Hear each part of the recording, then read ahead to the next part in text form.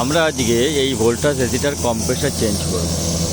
এই কম্প্রেসার যে টেকনিশিয়ান লাগিয়ে গিয়েছিল এ ঠিকঠাক লাগায়নি। দেখুন, এই যে হচ্ছে আপনার সেকশন পাইপ আর এটা হচ্ছে ডিসচার্জ পাইপ। আমরা কি পেলাম, এখানে দেখতে পাচ্ছি যে টার্মিনালটা পুড়ে গেছে এবং আমরা ফার্স্টেও বলেছিলাম যে আপনার এটা ঠিক করার জন্য।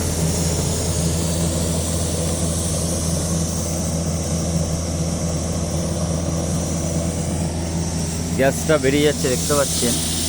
এটা 4/22 গ্যাস আছে। আমরা গ্যাসটাকে বের করে দিচ্ছি কারণ আমরা নতুন কম্প্রেসার এখানে ফিটিং করব।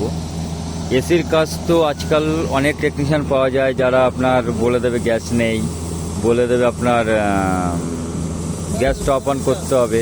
অ্যাকচুয়ালি গ্যাস টপ অন করা উচিত নয়। এখানে আমাদের দুটো আছে, একটা আছে ভোল্টাস 2 টন এসি আর একটা আছে সেন্ট্রালাইজ এসি হিটাচি।